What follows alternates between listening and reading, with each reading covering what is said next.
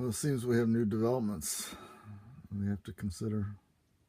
A new situation has come up. The wind has picked up, and I couldn't paddle yesterday because it was blowing at about 30 miles an hour with 4-foot waves out there, and it wasn't safe to even attempt to go out. So I took the day off, and we've been out there and we've checked it today. It's still 4-foot waves. The wind is still blowing considerably, and it was hard finding a place to get cell service, but we finally found a spot, and we're able to pull up our app Windy to see what's going on. And this is going to continue for the next 2 weeks, and that's as far as windy goes, so it could continue even longer than that. But for at least 2 weeks, we're going to have 20 and 30 and 40 and 50 mile per hour winds, and one day 60 mile per hour winds up around this area. And for 2 weeks.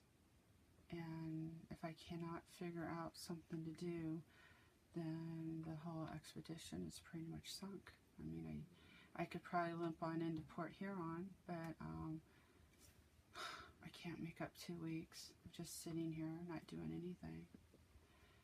It means I'm not going to be there on October the 8th. So my friend Marlis, that's been my driving force for the last couple of weeks. My driving force was to get to Port Huron by the 8th to see my friend, and I just feel like someone has just punched me in the gut. I feel like all the air has just been deflated out of my sails here. Can't really describe how I feel. I feel like I'm going to cry. So, I mean, you're the person on the ground, you're my support person, you're the person whose advice I listen to. I came up with the idea. There's a short, a 4-hour period where the wind dies down to under 10 miles an hour. It's still going to be rough, but it's going to be under 10 miles an hour. It should be 2- and 3-foot waves out there.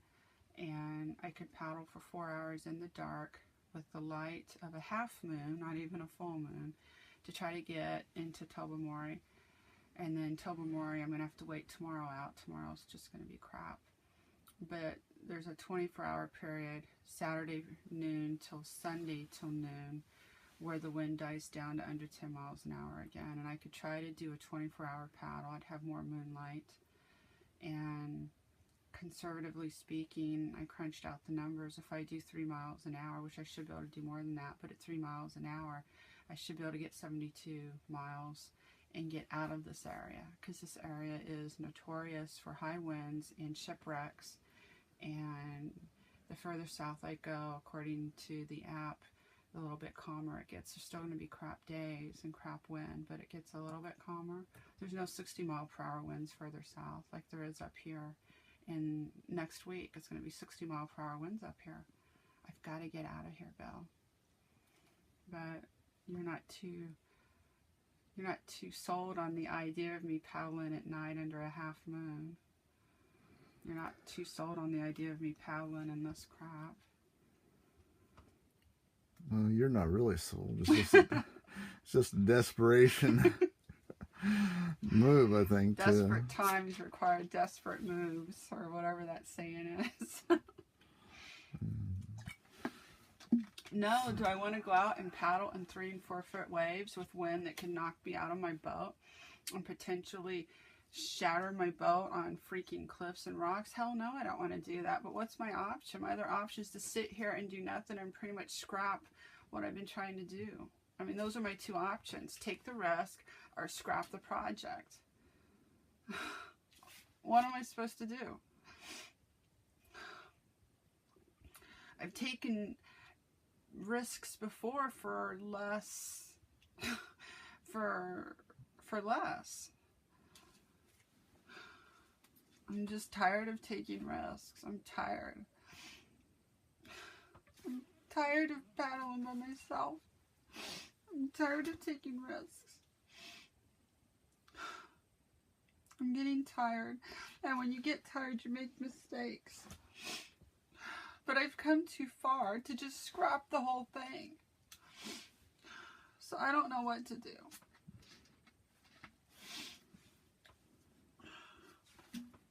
I need you to tell me what to do. Oh, well, I can't tell you what to do. I can advise you. You know, we talked about going out, testing the waters. If it just doesn't feel right, to pedal on back. But obviously your safety has to come first beyond whatever achievement / goal you had in mind is. The thing is, I can do that for an hour. I could go out there and I could do that for an hour, and after an hour I get worn out because I have, and then I find a beach and I pull off, but there's no beaches here, it's just cliffs. There's cliffs. And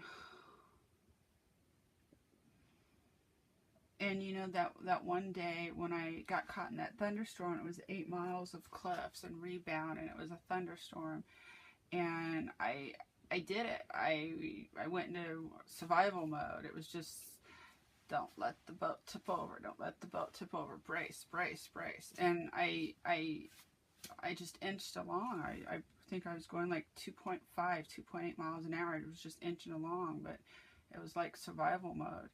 But I kept the boat upright. I didn't flip. I didn't crash. That's what I'm looking forward to. That's what I'm going to be out there doing, and I don't want to do that. But the other option is to scrap the whole project. I don't know. I don't know what the right answer is.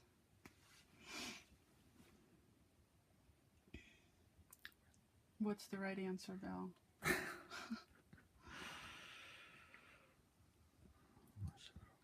No, I want you to answer the question. What's the right answer? I don't know there is a right answer. Don't you feel like we've gone too far for me to scrap it now? I can't sit here for 2 weeks. And it could even be longer than 2 weeks. Wendy just goes out for 2 weeks. Yeah.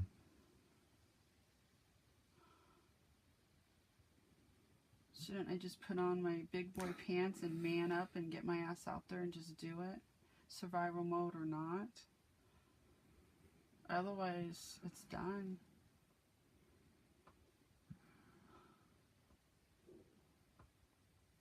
Well, it'd be nice if you could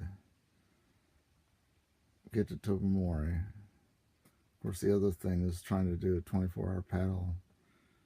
You know, just the other day when you did that long 12-hour paddle. 12-hour paddle. I went 40 miles in 12 hours. And my butt never touched land.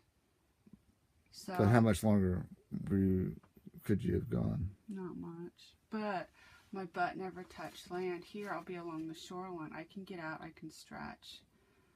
It would be different. I could take short breaks. I could stretch. I wouldn't be, I'd be stuck in my boat for 12 hours and not able to stretch my back, or, you know, my back and my abs were killing me by the time that I hit land. But I'd been in that ski for 40 hours. Skis aren't designed to be sat in for 40 hours. I mean 12 hours. I did 40 miles. Skis are not particularly designed to be sat in for 12 hours straight without getting out and stretching your legs and your back. Much. I don't know. Well, you can always test the waters.